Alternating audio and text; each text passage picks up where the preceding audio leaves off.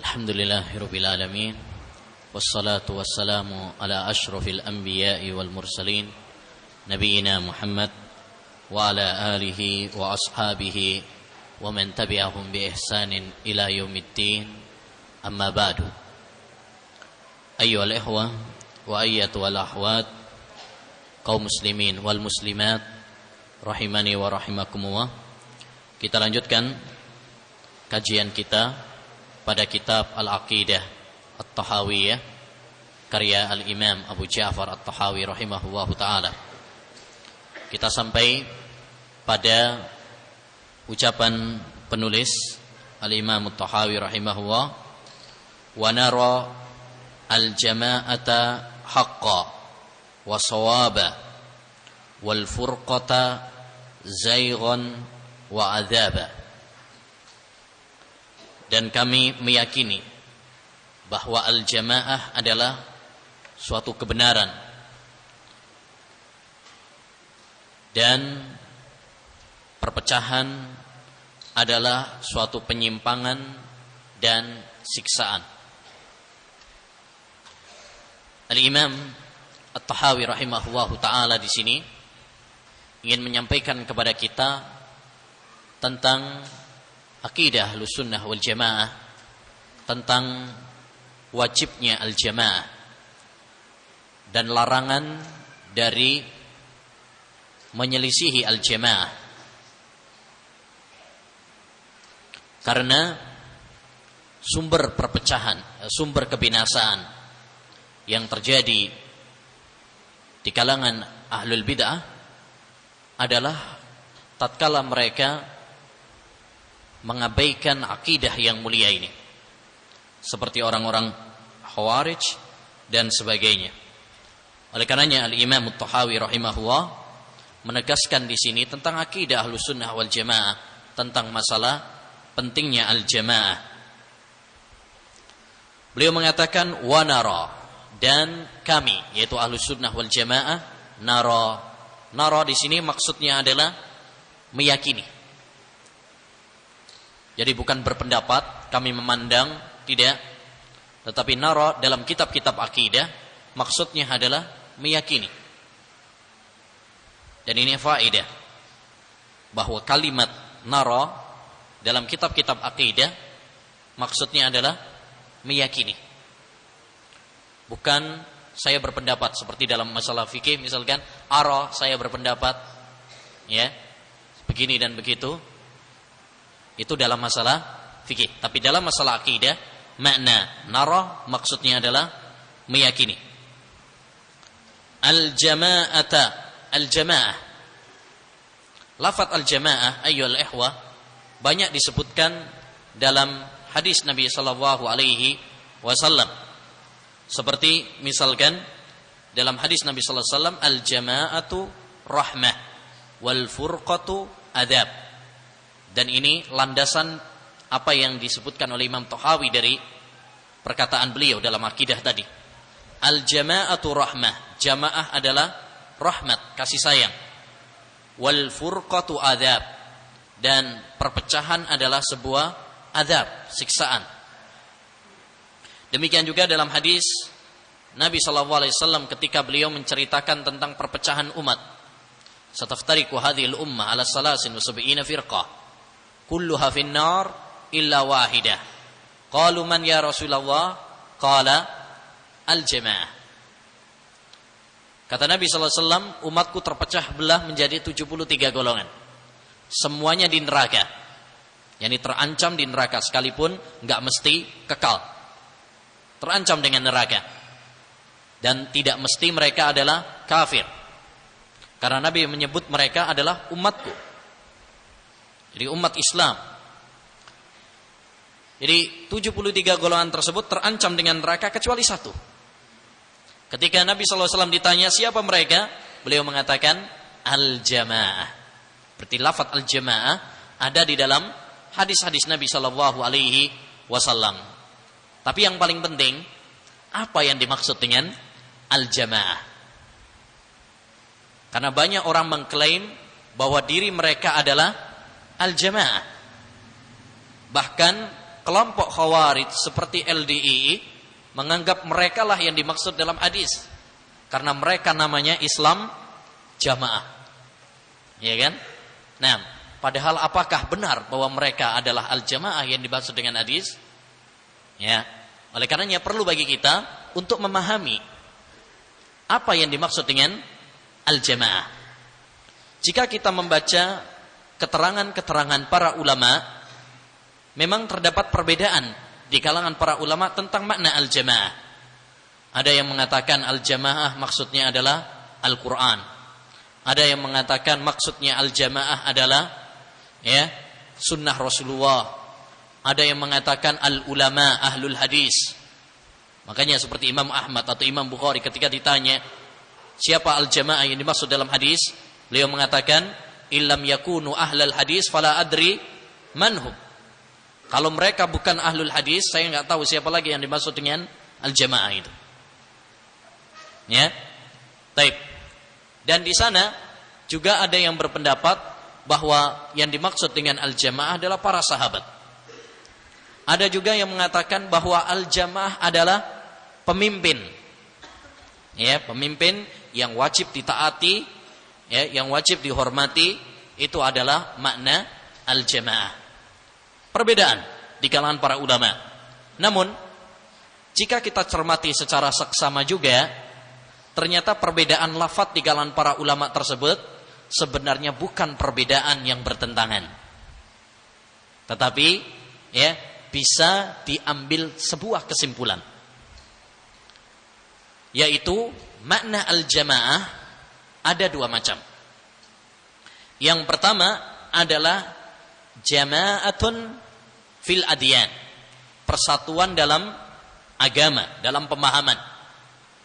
Dan ini mencakup penafsiran Al-Quran, penafsiran hadis, penafsiran ahlul hadis, penafsiran para ulama, penafsiran bahwa mereka adalah para sahabat, penafsiran bahwa al-jamaah maksudnya adalah kebenaran, seperti yang dikatakan oleh sahabat Ibnu Mas'ud, al-jama'atu ma wafaqal haq wa in kunta wahdak.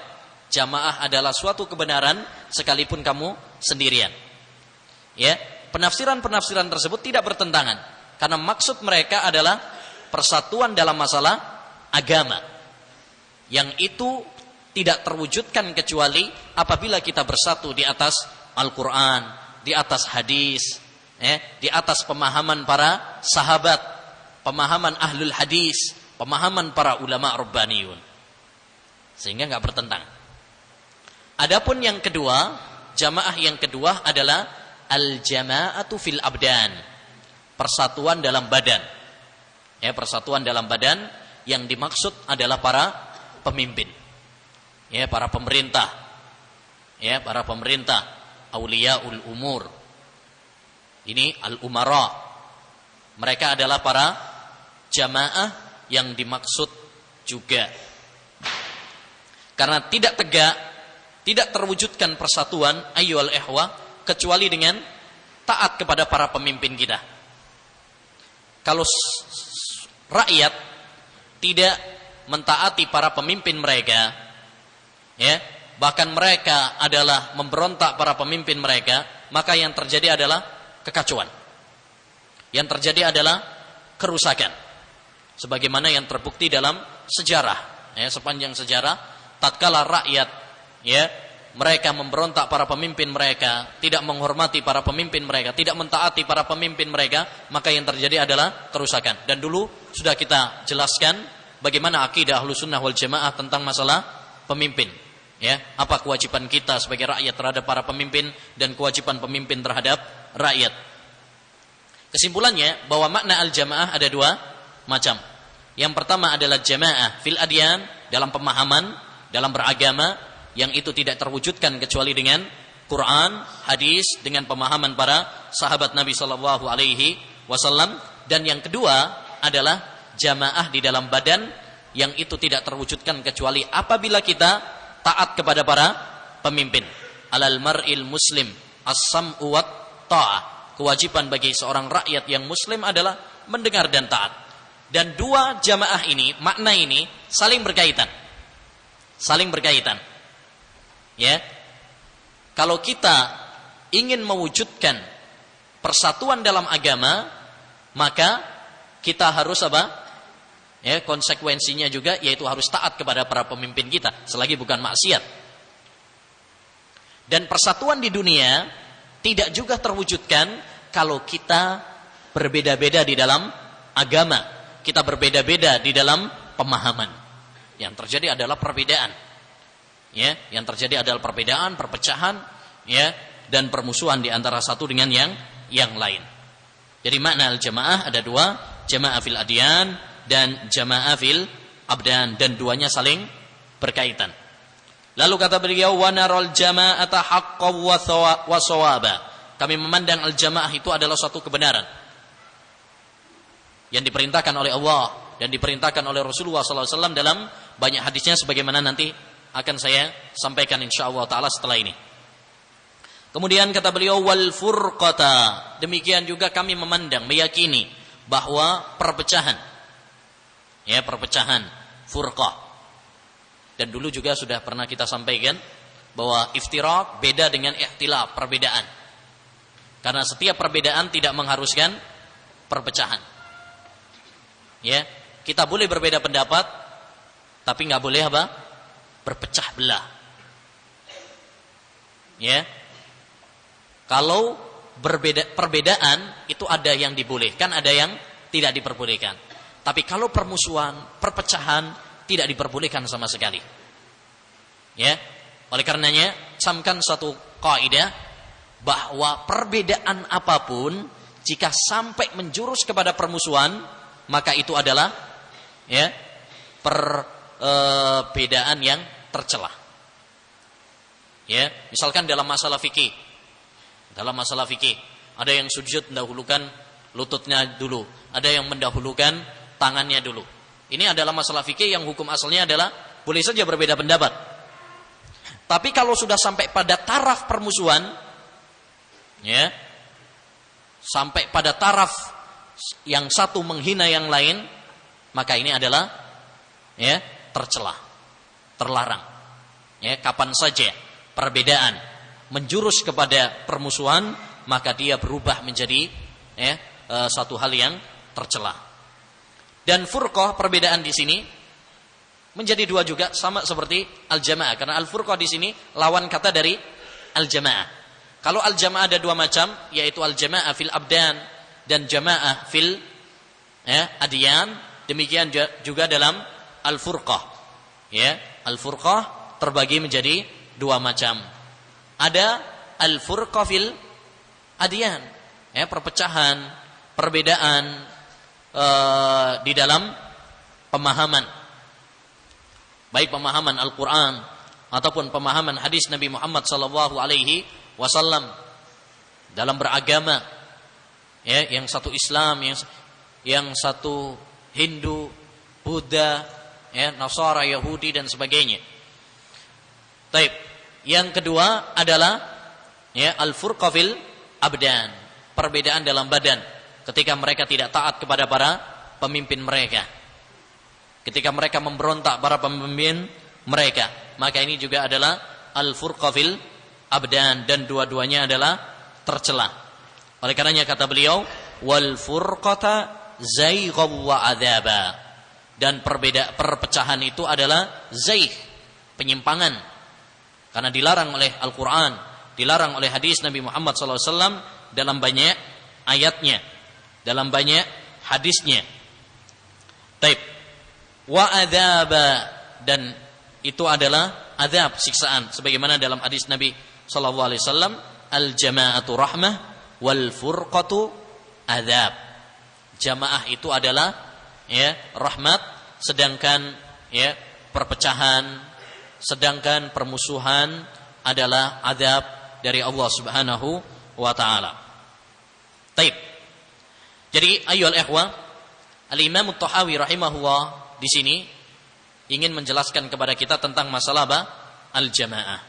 Dan tentang masalah al-jamaah telah dibahas secara tuntas, ya, oleh Syekh Abdul Salam bin Barjas Al Abdul Karim dalam bukunya yang berjudul Al-Amru biluzumi jama'atil muslimin, ya, perintah agar kita, ya, berpegang teguh dengan jamaah, ya, berpegang teguh dengan jamaah kaum muslimin.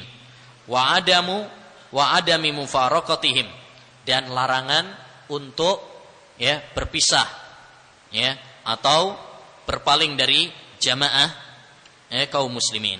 Taib.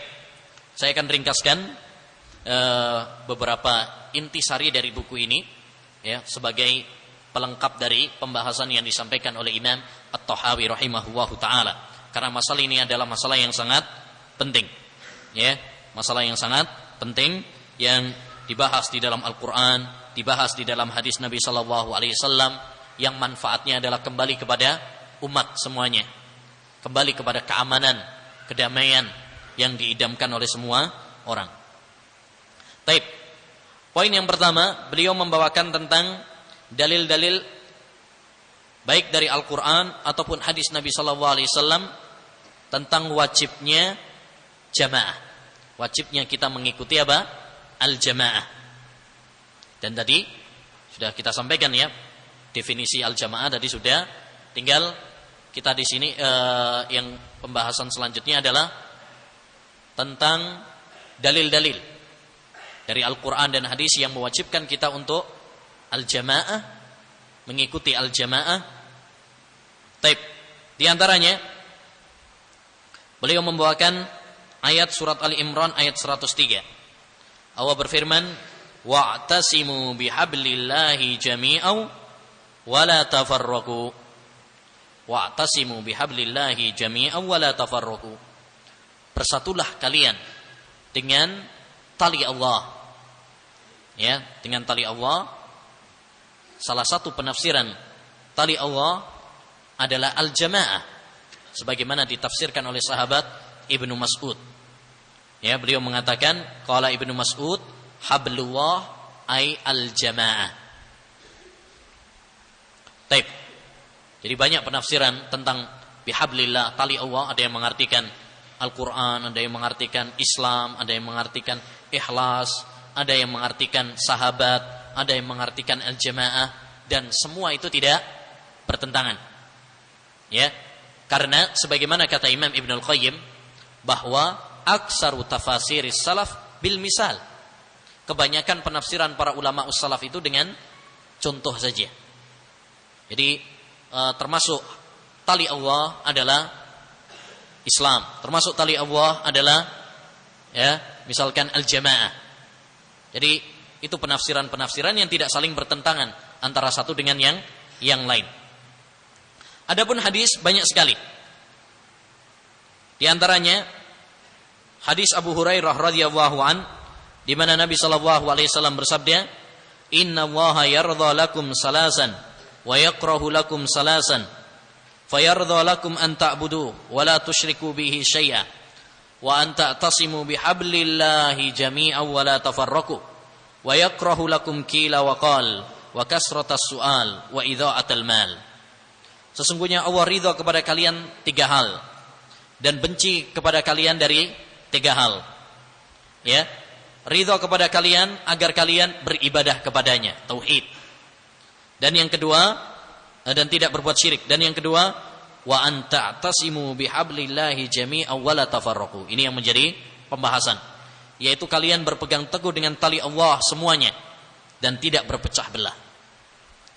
Ya. Kemudian dalam riwayat yang lain, wa antunasihu man wallahu Allahu amrakum, dan kalian taat kepada para pemimpin kalian. Jadi ini 3 hal. Yang pertama adalah tauhid, yang kedua adalah, ya, berpegang teguh, ya, persatuan, dan yang ketiga adalah, ya, yaitu taat kepada para pemimpin. Dan semua ini saling berkaitan. Tauhid, ya, kemudian persatuan, dan yang ketiga adalah taat kepada para pemimpin. Jika salah satunya hilang, tidak bersatu atau tidak tauhid atau tidak taat kepada para pemimpin, maka yang terjadi adalah kerusakan di dunia dan di akhirat. Demikian juga ayyuhal ihwah, dalam hadis Hudzaifah ibnul Yaman, di mana Rasulullah sallallahu alaihi wasallam menyampaikan dalam hadis yang panjang tentang fitnah, ya, dan tentang adanya para dai-dai, ya, di ambang pintu neraka jahanam. Kata Nabi sallallahu alaihi wasallam dalam hadis yang panjang, kita cuplikan sebagiannya. Ketika beliau mengatakan, "Na'am, du'atun ala abwabi jahannam, man ajabahum ilayha qadhafuhu fiha." Ya, perusaknya adalah para dai yang di pintu neraka jahanam. Siapa yang mengikuti ajakan para dai tersebut, maka mereka akan mencampakkannya di dalam neraka.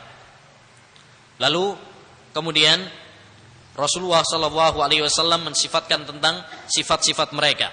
Lalu kata Hudzaifah, "Ya Rasulullah, fama tara in adrakani dzalik?" Apa nasihatmu wahai Rasulullah kalau zaman itu menimpaku? Ini zaman yang rusak seperti itu menimpa saya. Beliau mengatakan, "Talzamu jama'atal muslimin wa imamahum." Ya, hendaknya kamu mengikuti jamaah kaum muslimin. Ya, jamaah kaum muslimin dan imam mereka, pemimpin mereka. Jadi tidak memberontak. Fakultu fa illam takun lahum jama'atun wala imam. Bagaimana kalau enggak ada jamaah dan enggak ada imam? Mereka berpecah belah. Ya. Mereka berpecah belah, berpartai-partai satu dengan yang lainnya. Qala fa'tazil tilkal firaqa kullaha. Tinggalkan semua kelompok-kelompok tersebut. Ya, tinggalkan partai-partai tersebut. Walau anta adza ala asli syajarah, sekalipun kamu harus menggigit akar pohon, hatta yudrikakal maut wa anta ala dzalik, sampai kematian menjemput kamu. Yani kamu enggak usah ikut-ikutan dengan perpecahan-perpecahan, enggak ikut-ikutan pada kerusakan dan pemberontakan, ya, tetapi hendaknya kamu tetap berpegang teguh di atas Al-Qur'an dan di atas hadis Nabi sallallahu alaihi wasallam. Dan ini adalah nasihat yang sangat agung dari Nabi Muhammad sallallahu alaihi wasallam, ya, terutama bagi para pemuda yang biasanya meluap, ya, semangat mereka, ya, ketika menghadapi kemungkaran dari para penguasa, dari para pemimpin, ya, lalu kompori, ya, sehingga banyak di antara mereka yang kemudian ikut-ikutan apa? Dalam aksi-aksi demonstrasi, ya, dalam aksi-aksi pemberontakan, ya, penggulingan, kudeta dan sebagainya. Maka semua ini harus dihindari, karena semua ini adalah sebuah fitnah dan kerusakan, ya. Nah, kemudian poin yang kedua adalah at-tasdidu fi tarkil jama'ati wa mufaraqatiha. Ancaman dari meninggalkan jamaah. Jadi kalau tadi adalah anjuran, perintah agar kita berpegang teguh dengan al-jamaah, pada pembahasan selanjutnya banyak juga Rasulullah SAW mengancam orang-orang yang memberontak, orang-orang yang tidak berpegang teguh dengan jamaah. Di antaranya saya bawakan beberapa hadis, ya, dan itu banyak sekali. Di antaranya sabda Nabi sallallahu alaihi wasallam, "Man faraqal jama'ata shibran khala'a ribqatal islami min unuqih." Barang siapa yang menyelisihi al-jamaah satu jengkal saja, maka dia telah meninggalkan tali Islam dari lehernya. Ya, dari lehernya. Tapi ingat ya, hadis-hadis seperti ini, ayyuhal ikhwah, bukan untuk jamaah tertentu. Karena ini banyak sekarang, masing-masing mengklaim hadis-hadis itu diklaim kepada jamaahnya masing-masing. Islam jamaah membawanya kepada Islam jamaah. Ya, jamus, jamaah muslimin membawanya kepada maksudnya adalah ya, jamaah mereka. Masing-masing mengklaim hadis tersebut adalah untuk kelompok mereka. Ya, dan itu adalah tidak benar. Ya, tidak benar. Baik, demikian juga dalam hadis yang lain. Rasulullah mengatakan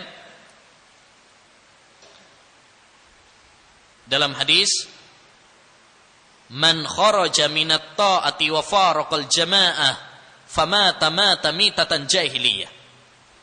Barang siapa yang meninggalkan al-jamaah lalu dia mati, maka matinya adalah mati seperti matinya orang-orang jahiliyah.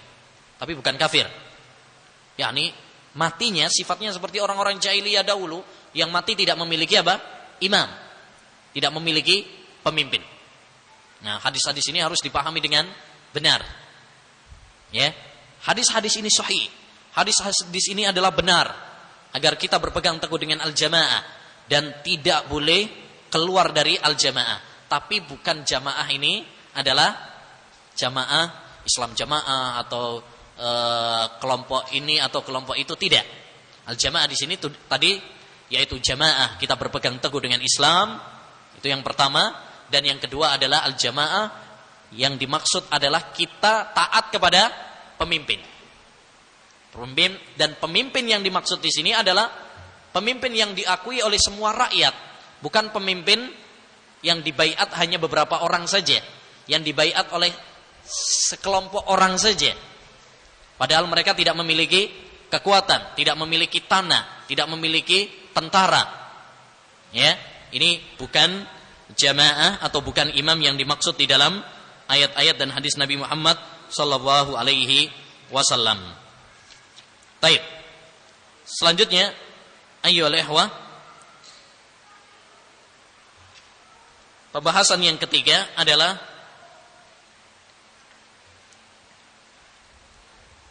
tentang sebab-sebab, ya, sebab-sebab yang menyebabkan, sebab-sebab yang menjadikan kita keluar dari jamaah kaum muslimin, dan ini harus diwaspadai. Ada beberapa hal yang menjadikan kita terjerumus untuk memberontak, terjerumus di dalam apa? Untuk menjadi orang-orang yang tidak berpegang kepada al-jamaah. Beliau membawakan beberapa hal, ya. Yang pertama adalah al-ijtima'atus sirriyah, gerakan-gerakan bawah tanah. Ya, gerakan-gerakan bawah tanah, di mana mereka sembunyi-sembunyi di dalam membahas tentang pemikiran-pemikiran mereka, dan ini banyak. Pada zaman kita sekarang banyak sekali gerakan-gerakan yang bawah tanah, gerakan-gerakan yang tidak menampakkan, ya, pemahaman mereka di muka umum. Sehingga kalau bikin kajian di mana? Tengah hutan, bikin kajian di tengah laut, ya, tengah malam. Nah, Al-Imam Umar bin Abdul Aziz, Khalifah Umar bin Abdul Aziz pernah mengatakan, "Idza ra'aita qauman yatanajawna fi dinihim fa'lam annahum ala ta'sisi dhalalah."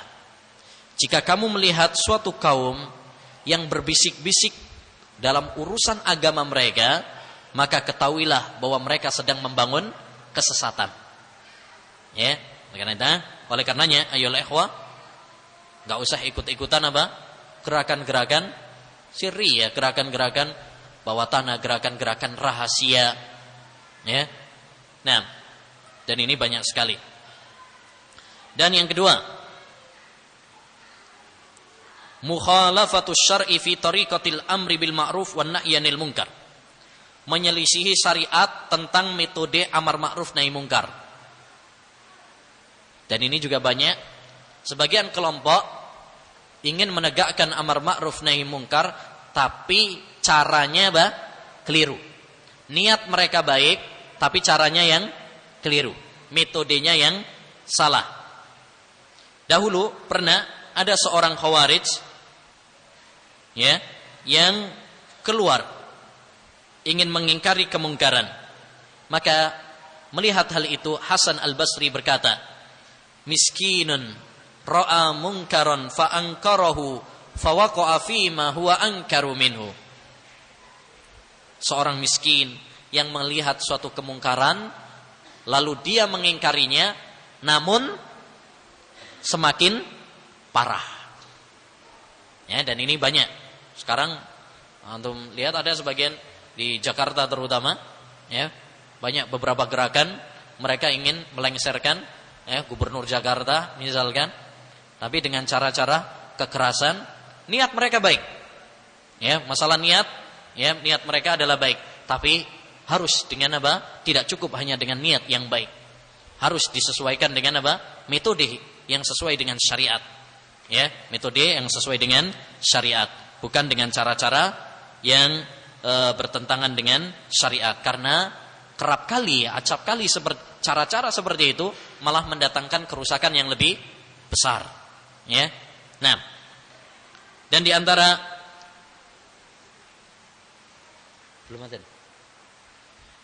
hal yang dapat, ya, menjerumuskan seorang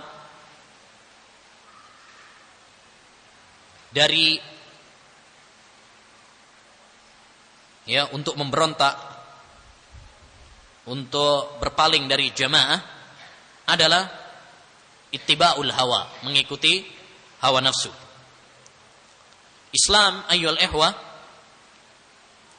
di antara tujuan syariatnya yang paling inti adalah ingin mengeluarkan manusia dari mengikuti hawa nafsu. Ya, ingin menciptakan seorang hamba yang tunduk kepada Allah Subhanahu wa taala. Karena mengikuti hawa nafsu adalah sumber kerusakan. Begitu banyak ayat-ayat Al-Qur'an dan sunnah yang mencela mengikuti hawa nafsu. Oleh karenanya ahlul bid'ah, tatkala mereka mengikuti hawa nafsu mereka disebut dengan ahlul ahwa. Dengan ahlul ahwa. Dan sahabat Ibnu Abbas radhiyallahu an pernah mengatakan, la yadhkurullahu al-hawa fi kitabih illa dhamma. Allah tidak menyebutkan hawa nafsu dalam Al-Qur'an kecuali apa? Mencelanya. Selanjutnya, di antara hal yang bisa menjerumuskan seorang kepada pemberontakan dan sebagainya, ya, adalah at-tawani fil qadha' ala budhuril khuruj. Terlambat untuk menutup benih-benih pemberontakan.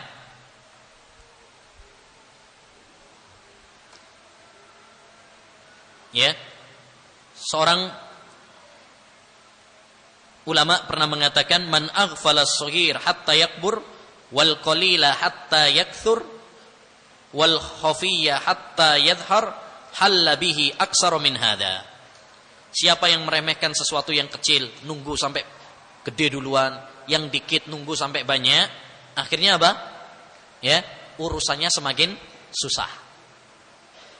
Harusnya ketika muncul benih-benihnya, baru muncul, itu sudah langsung ditutup. Ya, penyakit itu kalau baru muncul langsung diobati, itu lebih gampang daripada kalau sudah besar, sudah parah. Seperti pada zaman kita sekarang, ya, banyak di antara kita, baik pemerintah ataupun para ulama, tatkala menyikapi suatu masalah, itu nunggu kalau sudah besar terlebih dahulu. Terorisme misalkan, terjadi peledakan, bom di mana-mana, baru kemudian semuanya angkat bicara. Tapi sudah terjadi, korban di mana-mana. Harusnya sejak awal benih-benih pemikiran ini sudah ditutup rapat-rapat. Pemikiran-pemikiran khawarij, buku-buku yang mengajak kepada pemberontakan, terorisme, orang-orang yang mengajak, ya, dan sebagainya, ini harus ditindak sejak awal.